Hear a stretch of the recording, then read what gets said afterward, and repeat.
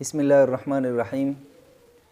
آج کے درس میں ہم اسم کی تقسیم سادس پڑھیں گے۔ تو اسم کی تقسیم سادس ہیں منصرف اور غیر منصرف۔ منصرف اور غیر منصرف کی تعریف کرنے سے پہلے ہم اسباب منع صرف کو جان لیں گے کہ وہ کیا چیز ہے۔ تو اسباب منع صرف ادھر لکھا ہوا ہے، اسباب منع صرف یعنی ایسے اسباب جو اسم کو غیر منصرف بناتے ہیں، ایسے اسباب جو اسم کو غیر منصرف بناتے ہیں، ایسے اسباب 9 ہیں جو کسی شاعر نے اس شعر میں جمع کیا ہے۔ وہ یہ ہے کہ عدل و وصف و تانیث و معرفہ و عجمۃ ثم جمع ثم ترکیب والنون زائدۃ من قبلها الف و وزن فعل وهذا القول تقریب۔ یہ جو 9 اسباب ہیں، ان اسباب میں سے اگر 2 اسباب یا ایک سبب ہو لیکن وہ قائم مقام ہو 2 سببوں کا کسی اسم میں پائے جائے تو وہ اسم غیر منصرف کہلائے گا۔ مثال کے طور پر میں ادھر لکھتا ہوں، مثلا ہمارے سامنے عمر ہے، عمر ایک لفظ ہے۔ یہ عمر جو ہے عرب اس کو غیر منصرف استعمال کرتے۔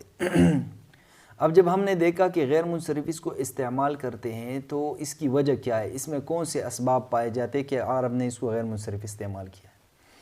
تو ہم نے دیکھا کہ ایک تو یہ علم ہے، یعنی معرفہ۔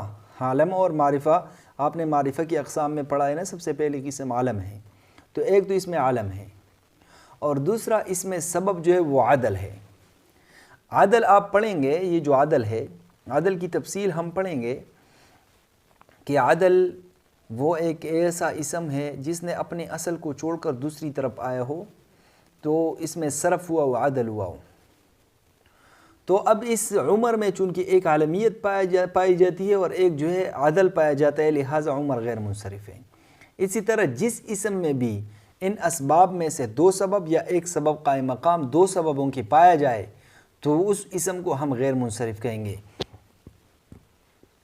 تو یہ اسباب آپ نے پہچان لی۔ اب آ جائیں اسم کی طرف۔ تو یہ جو ہمارے سامنے اسم ہے، اگر اس اسم میں 2 سبب یا ایک سبب قائم مقام 2 سببوں کے ان اسباب میں سے پایا جائے تو یہ اسم غیر منصرف کہلائے گا۔ اور اگر اس اسم میں ان اسباب منع صرف میں سے 2 سبب یا ایک سبب قائم مقام 2 سببوں کے نہ پایا جائے تو یہ اسم منصرف کہلائے گا، یہ اسم منصرف کہلائے گا۔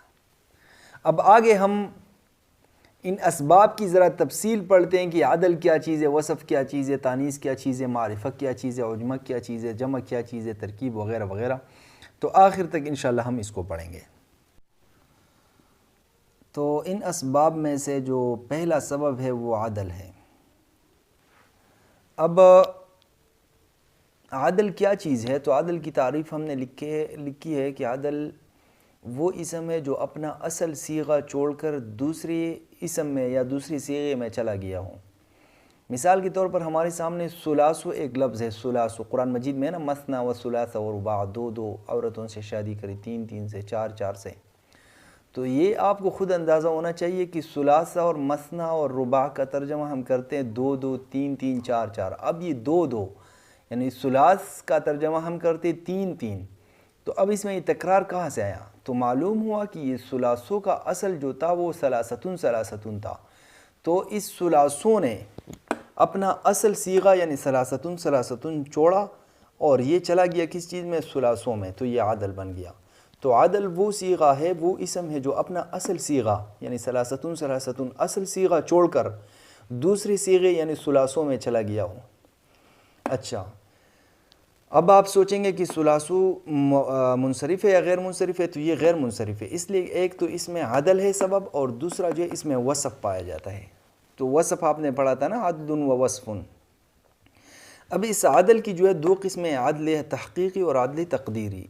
عدل تحقیقی وہ عدل ہے جس کے لیے حقیقت میں اصلی صیغہ موجود ہو، یعنی ہم نے جو تعریف کی نا، جو اپنا اصل صیغہ چھوڑ کر اگر واقعتاً اس کا کوئی اصل صیغہ موجود ہو اور اس سے دوسری صیغے میں چلا گیا ہو تو یہ عدل تحقیقی ہے۔ اور اگر اس کا اپنا اصل صیغہ موجود نہ ہو بلکہ ہم نے اس کے لیے فرض کیا ہو، جیسے عمر ہے نا، عمر، تو ہم نے دیکھا کہ کلام عرب میں اس کو غیر منصرف استعمال کیا جاتا ہے۔ ایک سبب تو ہمیں ملا کہ یہ علم ہے، لیکن دوسرا سبب ہمیں اس میں نہیں ملا کہ اس کو کیوں غیر منصرف پڑھ دے، تو ہم نے دیکھا کہ یہ عادل ہے۔ پھر ہم عادل کے لیے چونکہ اصل صیغہ کی ضرورت ہے اور اس میں اصل صیغہ اس کا موجود نہیں تھا کلام عرب میں، تو پھر عرب نے کہا کہ اس کا اصل ہے عامرن، تو یہ جو ہے منقول ہے عامر سے، اس کا اصل عامر ہے، تو عامر اس کے لیے چونکہ فرض کیا گیا اس لیے اس کو عدل تقدیری کہتے ہیں، تقدیر فرض کرنے کو کہتے ہیں۔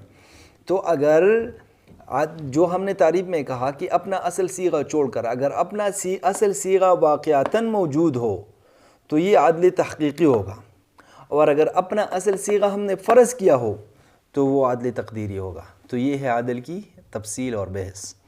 آگے جو ہے اسباب مناصرف میں سے دوسرا سبب وصف کی تعریف ہم نے لکھی ہے کہ ہر وہ اسم جو ذات کی صفت واقع ہو جائے، یعنی کسی ذات کے لیے صفت بن جائے۔ ایسے مثلا ہمارے سامنے سرخی ہے، سیاہی ہے، تو سرخ ہونا، سیاہ ہونا یہ کسی انسان کی صفت بن سکتے ہے، تو یہ کیا ہے؟ وصف ہے۔ اچھا، پھر اس وصف کی دو قسمیں، ایک اصلی وصف ہے اور ایک عارضی وصف ہے۔ اصلی وصف یہ ہے کہ جس کو واضع نے، یعنی جس نے وضع کیا اس لفظ کو وصف ہی کے لیے وضع کیا ہو، یعنی اس لفظ کی وضع، اس لفظ کی بناوٹ اور سب کچھ وصف ہی کے لیے ہوا ہو، تو یہ وصف اصلی ہے۔ اور اگر اصل وضع میں وہ وصف نہیں ہے بلکہ کسی نے اس کو فرض کیا ہے اور وصف کی جگہ پر اس کو استعمال کیا ہے، یعنی اس کا معنی تو الگ ہے لیکن اس کو وصف کی جگہ پر کسی نے استعمال کیا تو یہ وصف عارضی ہوگا۔ مثال کے طور پر ہمارے سامنے حمراء ہے، تو حمراء لال رنگ کے لیے استعمال کیا جاتا ہے، تو رنگ تو ایک وصف ہے نا۔ اور مررت بنسوۃ 40، میں 4 عورتوں کے پاس سے گزرا۔ اب 40 کو آپ دیکھیں، 4 کا لفظ جو ہے یہ 4 کے لیے وضع کیا گیا، لیکن ادھر جو ہے نسوہ کی صفت کی طور پر استعمال کیا گیا ہے، حالانکہ یہ صفت نہیں ہے، تو اس کو ہم وصف عارضی کہیں گے۔ تو اسباب مناصرف کی 9 اسباب میں سے ہم نے 2 سبب پڑھ لیے، ایک ہے عدل اور دوسرا سبب ہے وصف۔ انشاءاللہ کل جو ہے باقی اسباب پڑھیں گے۔